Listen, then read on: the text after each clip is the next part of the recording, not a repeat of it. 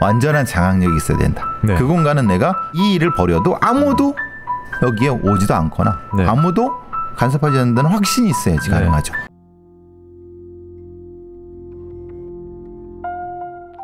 2011년 3월 11일 오전부터 경북 칠곡군의 어느 모텔 앞엔 경찰들이 모여들었습니다. 잠시 후 정화조를 관리하는 위생업체 차량이 도착했고 모텔 마당에 있는 6개의 맨홀 뚜껑이 차례로 열렸습니다. 그렇게 정화조 안을 살피기 시작한 경찰. 모텔에서 나온 오물이 가장 먼저 도착하는 1번 정화조를 시작으로 2번, 3번 정화조까지 뒤졌지만 오물과 여가용 플라스틱 구조물 빼고는 아무것도 없었습니다. 이제 4번 정화조 차례. 뚜껑이 열렸습니다.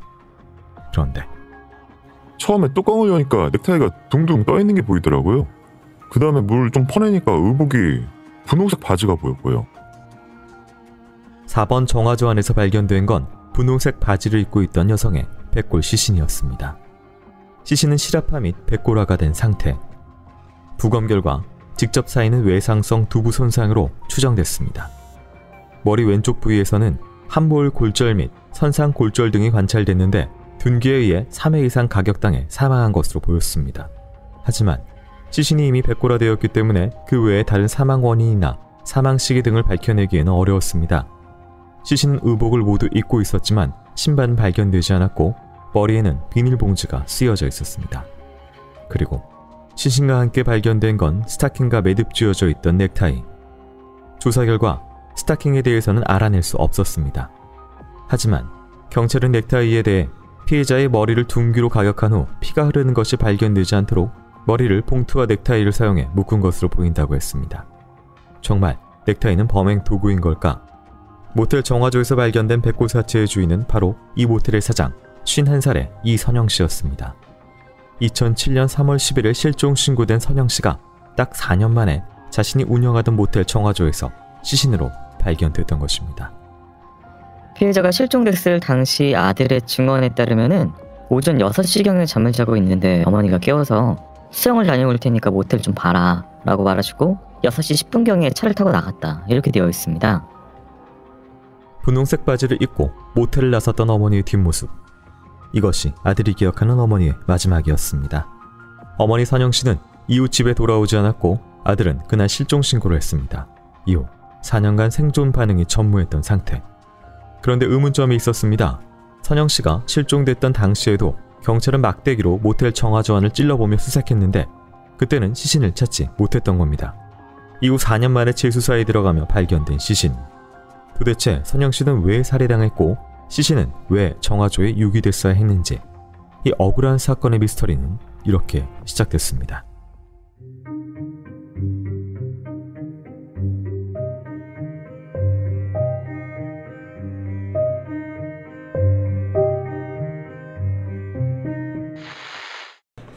자, 오늘 준비한 사건은 2007년 3월 경북 칠곡군에서 발생한 살인사건입니다. 칠곡에서 모텔을 운영하고 계셨던 사장님 이선영 씨가 실종된 후 4년 만에 2011년 3월에 자신이 운영하던 모텔 정화조에서 발견이 된 사건입니다. 이제 피해자 시신이 워낙 좀 오래돼서 백골화가 진행이 됐기 때문에 많은 것들은 알 수 없었습니다만 실아파대 백골화된 상태고 머리 특히나 이제 비닐에 쓰여져 있었고 사인이 외상성 두부 손상사로 추정이 되고 있습니다. 3회 정도 머리 왼쪽 부분에 둔기로 가격당한 골절이 발견이 됐었고요.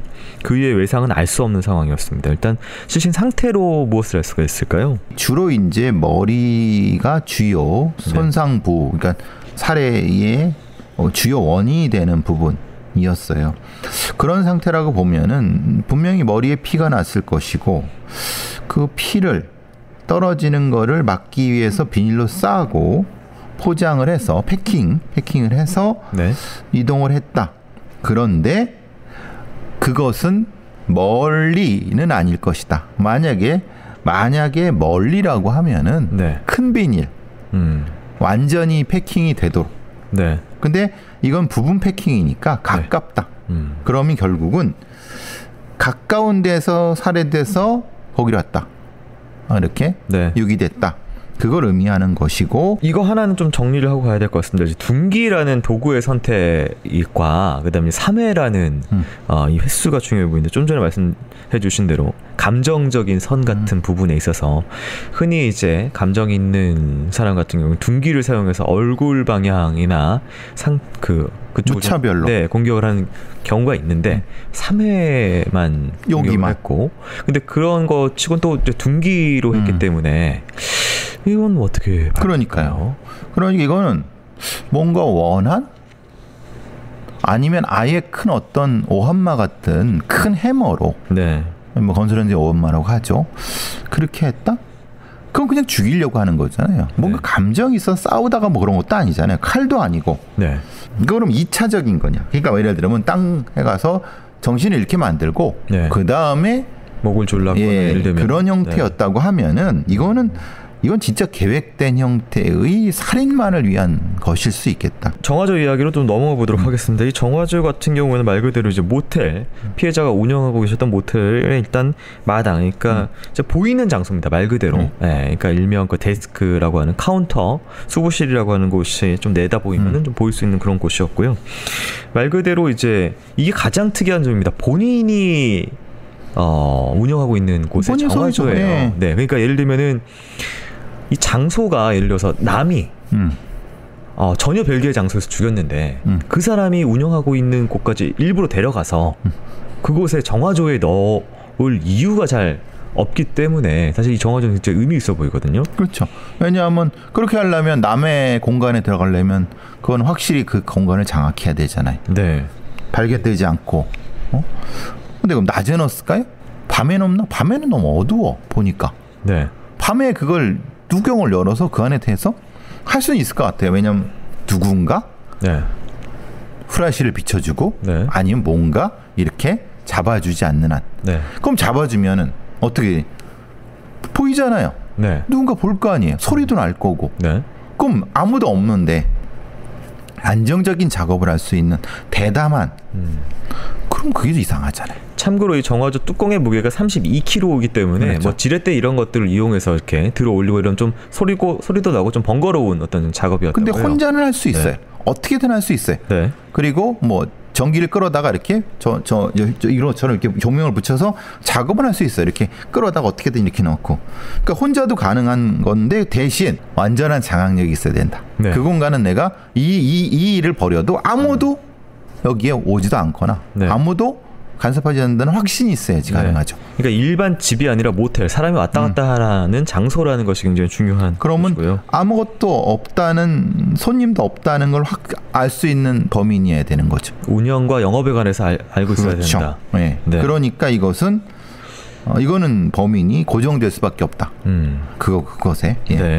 이 시신 같은 경우는 의복은 다 입고 있었지만 신발이 안 나왔어요. 정화조 안에서 신발이 안 나왔고요. 또 이 외에 이제 남성 그 넥타이 이게 매듭 지어져 있는 거, 그리고 이제 스타킹이 발견이 됐는데 이게 피해자 것인지 아닌지는 마지막까지 확인은 못해 있었습니다. 이 부분은 어떻게 볼까요? 그러니까 지금 스타킹과 넥타이는 일종의 끈 대용으로 볼 수 있는 거죠. 신발이 없었다는 것은 결국은 신발을 신지 않은 상태에서 공격돼서 살해당한 후에 이동했다. 그러면 뭐 모텔 안에서 살해됐다고 보는 게 맞는 거겠죠. 실내 모텔 안에. 뭐 그럼 그거는 딱히 뭐 어려운 거 아니에요. 크게 이걸 어렵게 볼 필요는 없을 것 같아요. 그리고 이 얘기는 뭐냐면 별도의 이동을 했을 부분은 아까 말씀드린 것처럼 없을 수 있겠다. 왜? 신발을 이렇게 이동할 거면은 그죠? 굳이 그럴 필요 없죠. 그러니까 신발을 벗겨서 그 안에 굳이 넣을 이유는 없으니까요. 그런 형태니까. 그러니까 그건 우리가 상식적으로 생각하고 뭐 범행적으로 생각해봐도 모텔 안에서 살해한 후에 거기서 패킹을 해서 넣었다. 이 사망한 피해자 선영 씨 어떤 사람이었고 실종 당시 어떤 일이 있었는지 살펴보고 오도록 하겠습니다.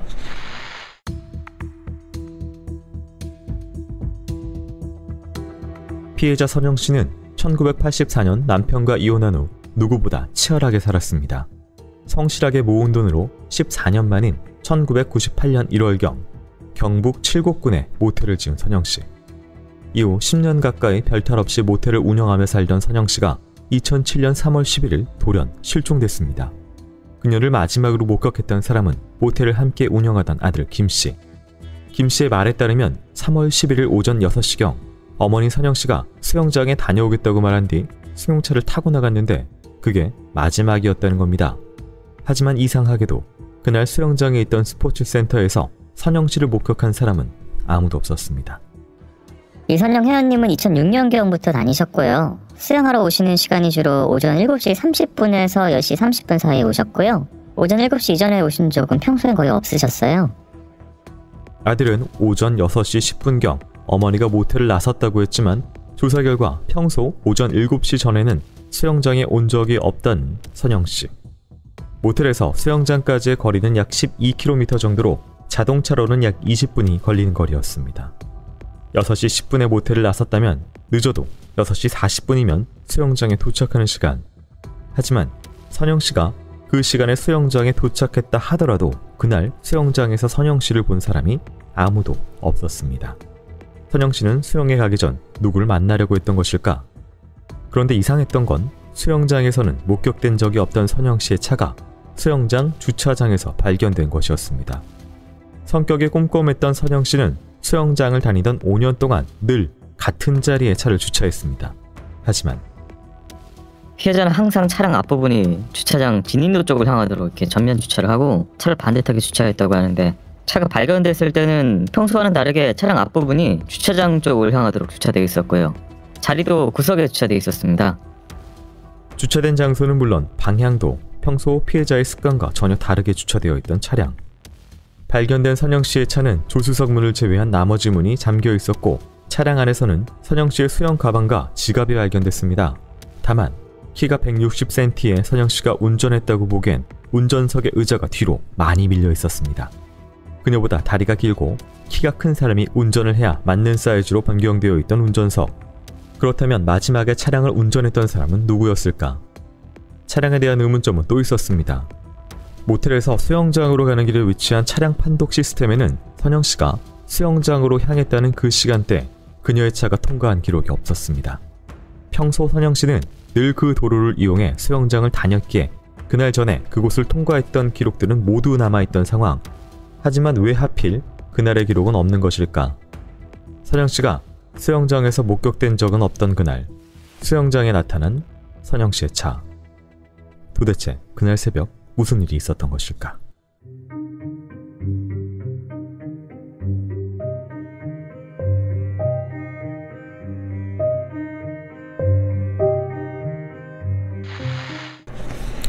네, 당시에 수영장에 가기로 돼 있었다라는 뭐 그런 목격담과 실제로 수영장 그 센터 앞에서 차량이 주차되어 있는 부분이 있는데 이상한 묘한 지점들이 좀 있었습니다.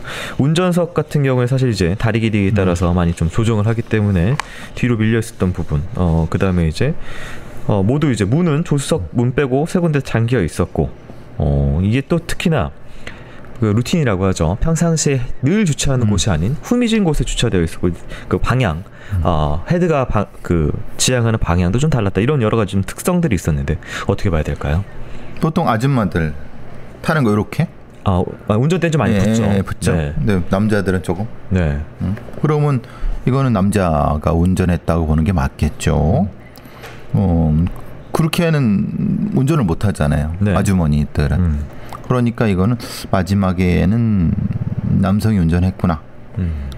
근데 평소에 주차하는 곳을 몰랐구나.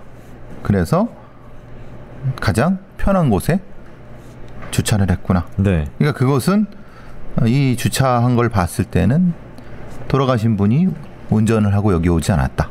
네. 운전까지. 왜 그런데 거기를 갖다 놓은 거죠. 갖다 놨다는 거는 결국은 스테이징. 여기를 갔다는 것을 믿어라. 네. 라는 의도를 가지고 했다는 거고, 저는 다 아는 것보다 이제 잠겨 있는 부분이 네. 차량 조수석 문은 안 잠겨 있었어요. 네. 근데 다른 데는 세 군데가 잠겨 있어요. 그럼 어떻게 해야 되죠? 그걸 경우의 수를 한번 따져보죠. 네. 어떻게 가능하죠? 이거는 혼자 운전해 갔는지 아니면 둘이 운전해 갔는지에 대한 차이가 될 수 있죠. 네. 아니면은 이 조수석에 누군가 있었거나 네. 아니면 조수석에서의 뭔가가 있었기 때문에 조수석은 문을 잠기지 않았다. 아니면 나중에 열었거나. 네, 예를 들어서 이런 가능성은 있습니다. 예를 들어서 운전자가 운전석에서 예를 들어서 잠그면 다 잠깁니다, 문이. 그렇죠. 근데 예를 들어서 조수석에 누군가 다 잠근 상태에서 안에 앉아 있었고 그 사람이 나가려면 조수석 문만 그 잠금 해지를 하고 밖으로 나가. 그렇죠. 빼야 되니까. 거기가 예를 들어서 거기만 안 잠기는 경우가 생길 수가 있죠. 그렇죠. 네. 그러면은 아마 어떤 형태든 왜냐하면 내리고 조수석에서 내린 다음에 열고 내렸는데 아니면 그 다음에 닫았는데 나중에 그 조수석 조작이 늦게 돼 갖고 닫다. 그러면 이제 이건 2명이 간 거죠. 중요한 점은 이 차량을 운전한 사람이 피해자 본인이 아닌 것으로 좀 추정되는 상황이기 때문에 그건 뭐 이걸 예. 언제 뭐 이곳에 갖다 놨는지 운전하는 상황에 차량 안에 피해자가 예를 들어서 트렁크나 뒷좌석에 있었는지 여러 가지도 중요해 보이는데 근데 차량 판독 시스템에는 네. 수영장으로 향하는 시간대에는 통과를 안 했어요. 네. 그건 뭘 의미하느냐? 거기는 안 간 거예요? 그럼 이 차는 다른 데를 돌아서 수영장에 갔다는 거죠. 네. 그러니까 돌아가신 분이 루틴하게 가진 않고 어떤 그러니까 범인들이 수영장에 바로 갖다 놓은 것이 아니라 네. 다른데 자기 일을 보고 지금 선영 씨가 실종됐을 당시 수상한 정황들이 몇 가지가 더 있는데요. 먼저 이 선영 씨가 실종된 후에 모텔에서 아까 얘기한 그 신발이 없었다고 했잖아요. 그 정화조 안에 선영 씨가 평소 외출할 때 신는 신발이 있습니다. 근데 그게 그 모텔에서 발견이 됐습니다. 일상화가 발견됐다는 네, 그러니까 거죠. 외출할 때 나가는 늘 신는 그 신발이 그대로 있어요. 모텔 안에. 그리고 이제 선영 씨 시신이 분홍색 바지를 입고 마지막에 백고라 실업화된 시신이 그 분홍색 바지를 입고 있는데 이 바지는 어떤 바지냐면은 이 모텔 안에서 평상시에 입는 바지였고 일상복이라는 거죠. 네. 특히 이제 수영센터에 갈 때는 이 선영 씨 같은 경우는 주로 정장 바지 차림에 뭔가 좀 갖춰 입고 가는 늘 그런 루틴을 보였는데 이 옷을 입고 있지 않고 말 그대로 모텔 안에서 입고 있던 이 옷을 입고 그날따라 수영장을 간 이상한 좀 상황이 됐고요. 마지막으로 당시 이제 주차장 관리인이 있습니다. 선영 씨가 실종된 3월 11일에 오전 5시 이후로 차량이 주차되는 것을 못 봤고 전날이죠. 3월 10일에도 차량은 없었다라는 식으로 경찰에 진술을 합니다. 그러면 결국은 3월 10일 오전 이후 그럼 그 전에 뭔가 갖다 놨다. 그죠? 네. 네. 그 얘기가 되는 거죠. 그러니까 말 그대로 아들을 목격한 어머니가 나갔다는 6시 그때에 바로 일단 간 건 아니네요. 그 수영장 센터 앞으로 이후에 시간이 흐른 후에 차는 거기에 도착을 한 상황으로 볼 수가 있겠네요. 그렇죠. 그러니까 근데 그게 언제인지 모르는 거죠. 네. 왜냐하면 주차장 관리인도 기억이 안 나는 거고 네. 주차장 관리인이 아마 없을 때 갖다 놨다고 하면 네. 주차장 관리인이 얘네 동선도 아는 범인이어야 되는 거죠. 네. 그죠? 지금 이상한 점은 이겁니다. 이게 왜 수영장에 있어야 되냐 이 차가 이건데요. 그러니까 말 그대로 실종된 지 4년 뒤에 이 시신이 발견됐기 때문에 말 그대로 이분은 실종 상태입니다. 뭐 시신이 있는 게 발견이 된 게 아니니까요. 근데 이 차는 수영센터를 마지막 장소로 알려주려고 하는 거죠. 네. 그렇게 생각하라고 하는 거죠. 만약에 그 차가 모텔 안에 있었으면 네. 모텔 안을 찾겠죠. 네. 나갈 방법이 그 차밖에 없잖아요. 네. 왜냐하면 그 모텔은 그러니까 다른 데서 독립된 데니까. 네.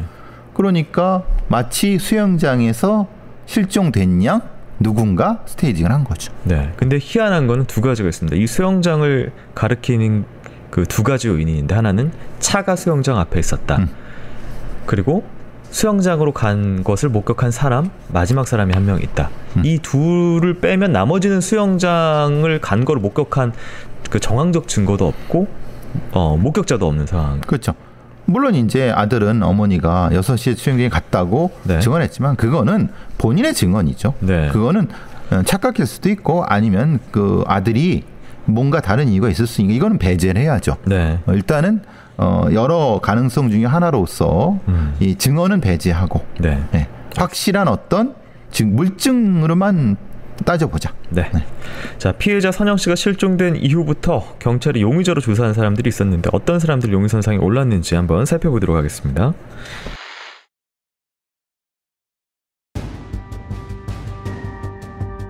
선영 씨의 주변에는 의심스러운 사람이 있다고 했습니다. 바로 선영 씨의 내연남 오 씨. 주변에는 오 씨가 모텔 건축 초기 정화조를 설치할 때부터 모텔을 드나들며 선영 씨 곁에 있었기 때문에 누구보다 정화조에 대해 잘 알고 있는 사람이라고 했습니다. 선영 씨의 딸도 어머니가 실종됐을 당시 오 씨와 어머니의 사이가 좋지 않다고 진술했습니다. 정말 정화조에 대해 잘 알고 있는 오 씨가 범인인 것일까? 실제 선영 씨의 시신이 들어있던 모텔 정화조는 그 구조를 알아야 범행이 용이했을 것으로 판단됐습니다. 모텔의 정화조는 모두 6칸으로 분리되어 있는데 모두 크기와 깊이가 비슷했습니다. 그러나 각각 차이점도 있었습니다. 각 정화조를 1번부터 6번까지 본다면요, 여기 1번 정화조가 모텔에서 나오는 오물이 가장 먼저 저장되는 곳이고요, 이후에 2번, 3번, 4번 순서 거치면서 정화되는 시스템이거든요. 그러니까 1번 정화조가 가장 더럽고 오염도가 심하다고 보시면 됩니다. 이 때문에 범인이 시신을 감추려고 했다면 오물이 가장 많아 시신 발견이 힘든 1번 정화조에 유기해야 했습니다. 하지만 의외로 오염도가 덜한 4번 정화조를 택한 범인. 그 이유는 무엇이었을까? 이 모텔은 정화조를 청소하기 위해 주기적으로 위생업체를 불렀습니다. 10년 넘게 이 모텔의 정화조를 청소했다는 관계자는 작업을 할 때 1번에서 3번까지만 청소를 하고 4번부터는 오염도가 낮기 때문에 열어보지 않았다고 했습니다. 시신이 발견되던 날 4번 맨홀을 처음 열어봤다는 업체 관계자. 이 때문에 선영씨 주변인은 더더욱 정화조의 구조에 대해 잘 알고 있는 오씨가 선영씨를 살해한 뒤 몰래 시신을 정화조에 유기했을 거라고 했습니다. 딸도 어머니 실종 이후 오씨에게 연락을 했지만 받지 않았다며 오씨를 의심했습니다. 하지만 오씨의 주장은 달랐습니다. 이미 자신은 경찰 조사를 받아 알리바이가 모두 확인됐고 소문처럼 내연남도 아니라는 것입니다. 10년 전 선영씨를 알게 되어 모텔을 지을 때 조언을 해주거나 공사 감독을 해주는 등 피해자와 친하게 지내왔을 뿐이라는 오씨. 실제 경찰은 오씨의 알리바이를 모두 확인했다고 했습니다. 경찰을 의심하는 용의자는 따로 있었습니다. 정화조에서 나온 넥타이가 아들 것이 맞다고 친구가 증언했어요. 모텔에서 일하던 직원분도 실종 전날 피해자와 아들이 심하게 다투는 걸 봤다고 얘기했고요. 경찰을 의심하는 용의자는 아들 김씨. 오씨를 강력하게 의심하며 제보했던 선영씨의 주변인의 정체가 바로 아들이었습니다. 선영씨가 실종되기 3일 전인 3월 8일 아들은 선영씨의 지갑에서 몰래 신용카드를 훔쳐 현금 서비스로 30만 원을 받았습니다.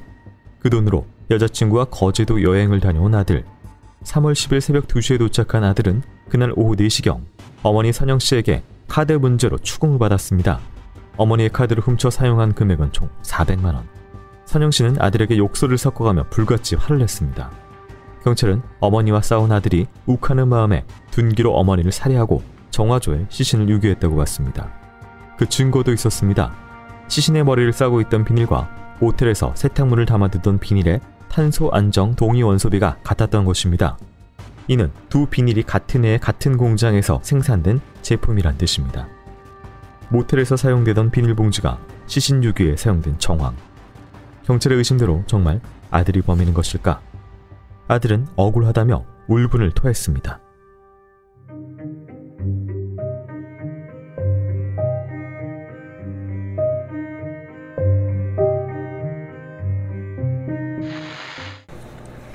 네, 당시에 크게 용의선상에 올린 사람은 2명으로 볼 수 있습니다. 이제 오 씨라는 주변 지인하고요. 그다음에 이제 아들인데요. 아들이 용의자로 의심하던 오 씨 같은 경우에는 사건 발생 동안 이런 정황들이 있습니다. 실종 당일인 3월 11일 오전 6시 44분경 오 씨는 자신이 운영하는 편의점에서 이제 모텔로 전화를 겁니다. 이때 선영 씨의 아들이 받아서 어머니는 수영장에 갔다라는 말을 했다고 하고요. 그러자 이제 오 씨는 선영 씨의 휴대전화로 연락을 했는데 이때는 선영 씨의 딸이 받았습니다. 왜 그러냐면 딸은 당시에 이제 영국에 유학을 다녀온 지 얼마 되지 않아서 개인 핸드폰이 없어서 엄마의 핸드폰을 빌려서 그때 주말을 토요일을 맞아서 부산으로 친구들하고 이제 여행을 놀러 가는 상황이어서 어머니 핸드폰을 들고 간 상황이어서 이 딸이 그 대신 전화를 받은 그런 상황이 있었고요. 결국 이제 오 씨와 선영 씨는 통화를 못했고 그날 오 씨는 아내 딸과 함께 스쿠버 이 창단식에 갔다라는 이야기가 있습니다. 선영 씨의 아들과 딸은 그날 그런 행사가 없었다라는 이제 주장을 하고요. 하지만 경찰은 이 오 씨에 대한 알리바이를 확인한 상황입니다. 이제 오 씨부터 먼저 혐의점을 좀 정리를 해주신다면요. 경찰이 알리바이를 확인했다고 했잖아요. 네. 그러면은 스쿠버 창단식이 있었다는 거잖아요. 네. 그럼 스쿠버 창단식이 있었는지 없었는지는 확인할 수 있고 네. 오 씨의 동기가 애매해요. 오 씨가 죽였다고 하면 오 씨는 죽여서 뭘 얻죠? 일단 금전적인 거는 없을 것으로 보이고. 그러니까 아니 뭐 채무 관계가 있는 것도 아니고 돌아가신 분이 돌아가셔서 오 씨가 얻을 수 있는 것이 있다고 하면야 뭐 예를 들면 채무가 있겠다거나. 근데 그거는 금방 알 수 있을 거란 말이에요. 네. 그러니까 동기가 없어요. 문제는 그거예요. 오 씨가 죽여서 정화제 유기했다고 하면은 언제? 아들이 있잖아요. 네. 아들이 없는 때를 차서 아들도 없고 숙박인도 없는. 네. 물론 오 씨가 이 모텔을 지을 때 상당히 구조를 잘 알기 때문에 했다라고 하지만은 아니 이건 구조를 모르는 사람도 알 수 있죠. 근데 만약 오 씨가 이분을 죽였다고 하면은 왜 거기에 묻죠? 그러니까 예를 들면 말 그대로 이 선영 씨가 수영장을 갔어요. 바깥으로 나왔습니다. 바깥 어딘가에서 죽였어요. 그렇죠. 그럼 거기 바깥에서 알아서 해결하면 되는데 굳이 다시 모텔로 끌고 와요. 그렇죠. 예, 동기와 방법이 안 맞잖아요. 그러니까 오 씨는 말 그대로 그냥 의심은 되지만 일단 동기가 없고 또 방법상으로 유기 방법도 아니고 그리고 저는 결정적으로 살인 방법에 있어서도 등기로 3회. 그렇죠. 이게 뭐죠? 왜 그렇게 죽여? 그러니까 이거는 만약에 오 씨라고 하면 방법은 아닌 거예요. 예를 들어 치정이나 원한이나 감정적인 문제가 만약 있다면 다른 도구와 다른 더 많은 공격이라든지. 그렇죠. 그러니까 이건 아니죠. 이 오 씨는 저는 딱 봐도 오 씨는 아닌 것 같아요. 느낌이. 자, 두 번째 용의자는 아들 김 씨입니다. 이제 배경을 먼저 설명을 좀 드리자면은 6살 때인 84년에 이제 이혼을 합니다. 부모님이 이혼하면서 아버지를 따라서 서울에서 가고 이제 어머니는 고등학교 졸업 이후에 98년에 이 어머니가 경북 칠곡군의 모텔을 신축하면서 이제 내려와서 그때부터 이제 어머니와 같이 있었고요. 이제 어머니 반대에 불구하고 2006년에 중국에 가서 무슨 사업을 하나 합니다. 근데 이 사업이 실패를 하고 2007년에 귀국을 해서 그때부터는 이제 모텔을 도우면서 이제 대출 업체로부터 대출금을 받아서 뭐 사용을 하고 또 어머니의 카드를 몰래 훔쳐서 쓰거나 뭐 이런 부분 때문에 어머니와 좀 당시에 갈등이 있었고 특히나 또 이제 당시 사귀던 여자친구와 결혼하려고 했는데 어머니가 또 반대를 하는 그런 부분까지 해서 좀 갈등이 심했던 상황이었다. 나쁘게 얘기하면 그냥 꽂고 있었다는 소리잖아요. 부모님, 쉽게 말하면. 부모님 등에. 아니 어머니. 어머니 특히 왜냐하면 아버지가 바람 폈는데 아들은 딱 보면은 아들은 어머니와 특히 뭐 이렇게 정이 6살 때니까 사춘기에 정이 없는 상황. 그렇죠. 이제 기억이 사라지겠죠. 보통 8살이니까 조금 기억이 날지 몰라도 기억이 없어요. 그리고 나서 남으로 살다가 왔어요. 그리고 어머니가 모텔을 신축해서 돈이 많으니까 이거 산 거잖아요. 미안한 말이지만. 그리고 그래서 사업도 실패하고 대출을 해서 그거에만 어머니가 뭐 좋아하겠어요? 그러니까 갈등이 많았다. 물론 그렇다고 해서 범인이라 그런 건 아닌데 분명히 동기는 존재한다. 왜? 지가 대출을 받아 쓴 돈을 어머니가 갚아줬을 것이고 아니면 어떻게든 대출 업체로 대출을 받아서 그럼 대출을 누굴 보고 대출해 줬겠어요? 어머니를 보고 대출해 줬겠죠. 그러니까 이건 동기는 분명히 존재한다. 참고로 이 당일날 10일이죠. 실종 전날이죠. 둘 사이에 이제 싸움 같은 게 있었는데 뭐냐면은 이제 몰래 그 카드 쓴 것을 어머니가 알게 되고 그걸 가지고 이제 혼내는 갈등의 소리를 같이 그때 일하던 중국인 종업원이 모텔 종업원이 들었다라는 당일에 그렇죠. 그건 팩트죠. 팩트. 갈등 상황이 있었다. 돈 문제가 있었고 갈등 상황이 있었다. 그건 팩트죠.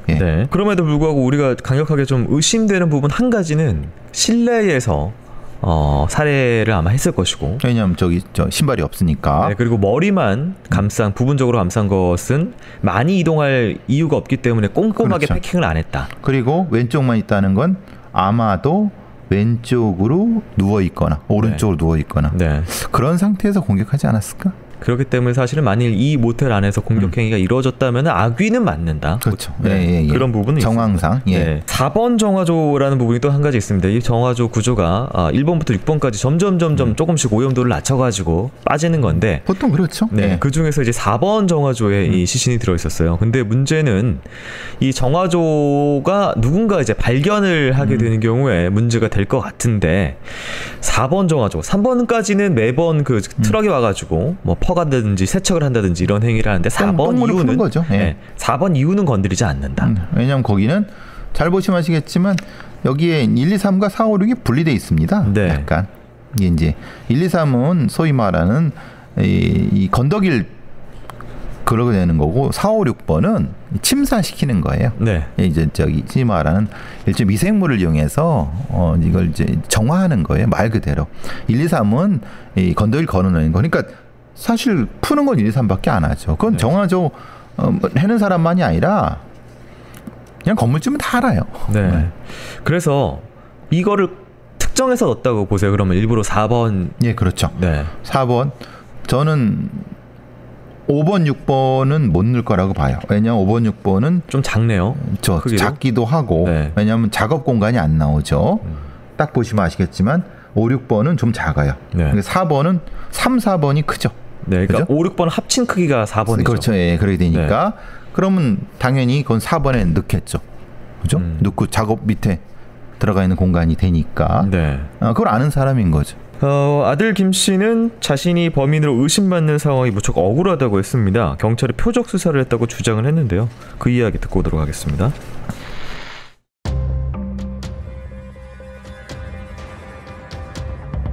경찰이 이유 없이 자신을 범인으로 몰아 억울하다는 김 씨. 그는 처음부터 경찰이 자신을 범인으로 단정짓고 수사했다고 했습니다.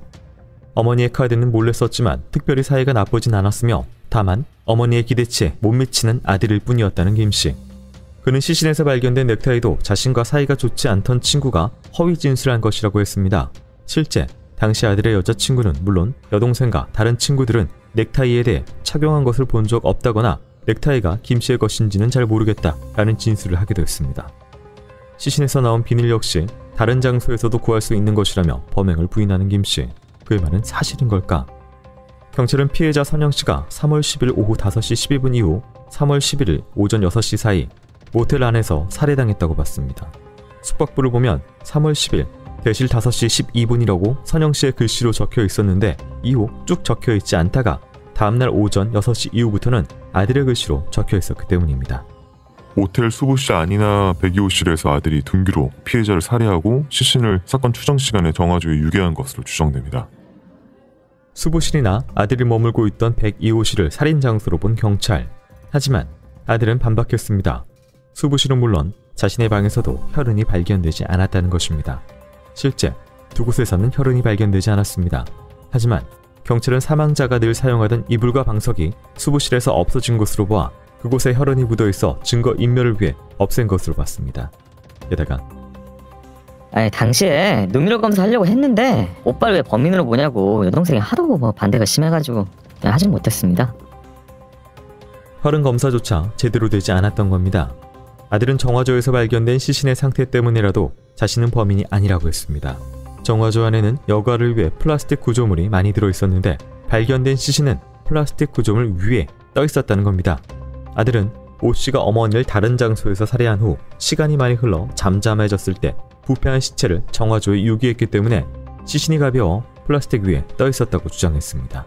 그러나 실제 백골 사체가 발견됐을 때 시신은 플라스틱 구조물 아래에 있었습니다. 즉 부패가 되기 전 시신을 정화조에 유기했기 때문에 백골이 된 후에라도 구조물 위로 떠오르지 못했던 것입니다. 만약 당시 모텔에 없었던 제3자가 범인이라면 아들의 눈을 피해 시신을 정화조에 유기하는 것도 쉽지 않아 보였습니다. 당시 모텔은 출입구를 제외하고 사방이 약 3m에서 6m 정도의 담과 철조망으로 둘러쳐져 있어 접근이 쉽지 않았고 출입구에는 적외선 감지기가 있어 출입구를 지날 때마다 수부실에 벨이 울렸습니다. 이 때문에 제3자가 범행을 하긴 힘든 상황. 하지만 아들은 반박했습니다. 적외선 감지기 때문에 울리는 벨소리로 거의 노이로제에 걸릴 지경이라 꺼두는 날이 많았고 전기세를 아끼기 위해 밤 12시나 1시경 1시간 정도 전기를 내려뒀었다는 것입니다. 아들은 아마 이런 사정을 다 아는 사람이 자신의 눈을 피해 어머니의 시신을 유기했을 거라며 범행을 부인했습니다.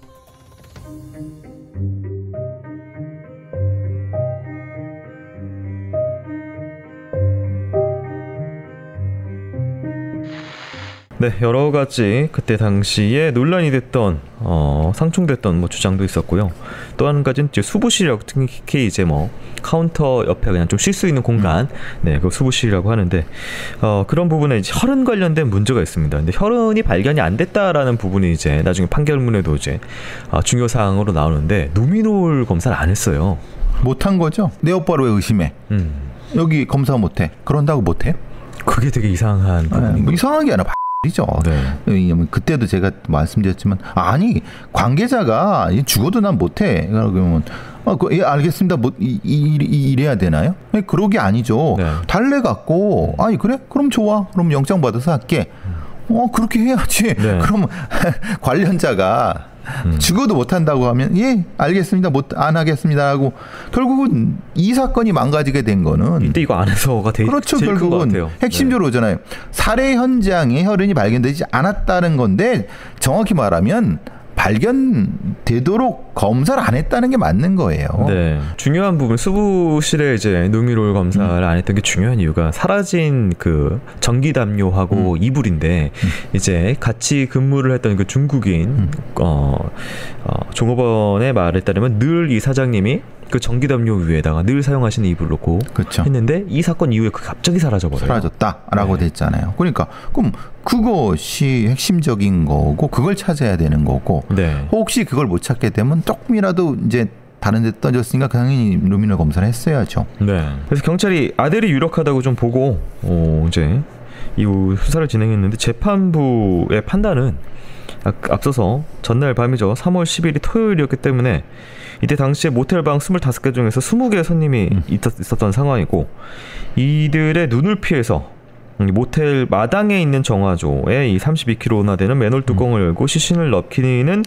힘들었을 것이다. 당일날 사람이 많았기 때문에. 그래서 좀 나중에 사람이 없는 평일에 유기를 했을 수 있다. 그렇죠. 이런. 네. 그게 가능하죠. 그러니까 3월 10일 토요일하고 11일 사이는 할 수가 없었겠죠. 네. 왜냐하면 20개나 있었기 때문에 그러면은 하루 정도 지났다가 넣겠죠. 그게 불가능한가요? 그렇다면은 전제입니다. 이 모텔 안에서 이 피해자분이 사망했을 경우에 그 하루 이틀의 시간 동안 시신을 보관할 수 있는 곳, 그러니까 빈방이 바로 떠오르는데요. 그렇죠. 네. 빈방 5개가 있잖아요. 빈방을 마음대로 들락날락하면서 거기다 넣을 수 있는 사람은 마스터키가 있어야 되죠. 관계자잖아요. 그렇죠. 당연하죠. 네. 그러니까 이 사건의 수사와 기소와 재판은 잘못된 게 바로 넣었다. 바로 아니다. 한참 뒤에 안 넣었다. 그걸 이용할 수 있는 게 누구냐. 이런 식으로 그러면은 루미놀을 수부실이 아니라 다른 데에서 하거나. 네. 당시 안 나갔던 방. 그렇죠. 빈방 5개도 해봐야죠. 그걸 왜 안 했어요? 네. 사실 손님이 몇 명이 있었다 하더라도 예를 들면은 이렇게 불 켜놓고 정화조 이렇게 하게 되면은 뭐 하세요라고 물어보나요? 네? 손님이 관심 없죠? 아무 관심이 없죠. 당연히 그 안에서 모텔 안에서 자기 할 일 하지. 밖에 보지도 않죠, 사실. 보지도 않고. 아니 거기서 미안합니다. 저기 작업 좀 하겠습니다라고 하면은 그러니까 이거는 진짜 이른바 상식의 눈에 속아버린 거예요. 네. 이 판결문 보면 실종 이후 정황에 또 이런 부분이 있습니다. 첫 번째는요. 아들 김 씨의 여자친구가 실종 전단을 배부하는 것을 도와주려고 했고 모텔에 가보려고 했지만 이 김 씨 아들 김 씨가 거절했다라는 점이 하나 있었고요. 어머니 실종된 후에 어머니 LG 신용카드를 몰래 사용한 내용이 어머니의 농협 통장에 기재되어 있는 걸 아들 김 씨가 수정액으로 지운 그런 정황이었습니다. 세 번째, 아들 김 씨는 어머니를 찾는 전단지를 2박스 반 정도 만들어서 배부를 했는데 한 박스만 배부하고 나머지는 한 박스는 모텔에 두었다. 전단지에 연락처로 아들의 전화번호만 기재되어 있었고 이후 아들은 모텔의 전화번호는 바꾸었다. 네 번째, 어머니 시신이 발견되기도 전에 어머니의 그랜저 자동차를 팔고 카렌스 다른 차로 바꿨다. 2달 만에, 그러니까 말 그대로 실종 2달 만에 어머니 차를 교체를 한 그런 부분들이 또 있습니다. 정황이긴 합니다만 정이 없어. 6살 때 헤어져 갖고 기억도 없어. 그냥 혈연적으로만 그렇지 사실은 뭐 그러니까 이 부분은 사실은 뭐 그래 나 예, 끝. 근데 문제는 다른 여러 가지 증거적 정황으로 봤을 때 네. 이건 수사의 미진이다. 응? 그러니까 입증해야 되는 몇 개, 그리고 초기 수색의 실패, 네. 이런 것들에 대한 책임은 경찰한테 있다. 여기서 또 중요한 게 딸 관련된 부분이 또 하나 있습니다. 저기 이거 판결문을 보다가 묘한 점을 하나 발견합니다. 딸이 당시에 이 어머니와 아들과 이 모텔 1층에 한 방씩을 잡고 생활하고 있었어요. 같이 살고 있었다는 것인데 이제 말 그대로 부산을 내려갔다 왔죠. 어머니 핸드폰을 들고. 그런데 밤에 전화를 해요, 오빠한테. 왜냐면 외박을 한 번도 한 적이 없는데 그날은 외박을 하게 되는 상황이어서 어머니 좀 바꿔달라고 하니까 오빠가 2번 어머니 지금 주무신다. 밤 12시 가량입니다. 좀 지난 시점입니다. 그래가지고 연락을 못하고 딸은 다음날 일찍 부산에서 출발해서 8시 40분경에 동대구 고속버스 터미널에 도착을 합니다. 그런데 딸이 어디로 바로 가냐면은 그 수영장으로 바로 갑니다. 수영장에 어머니가 수영장에 있다라고 판단하고 수영장으로 먼저 갔대요. 이게 그러니까 왜 보통 이제 자기의 집이기도 하고 어차피 어머니는 수영을 하고 오실 거니까 집으로 그냥 보통 가지 않나요? 아니 거기 그 수영은 아침에 하는 거잖아요. 네. 새벽에 그 늦은 시간에 아니면 다른 시간에도 거기 있다는 건 말이 안 되잖아요.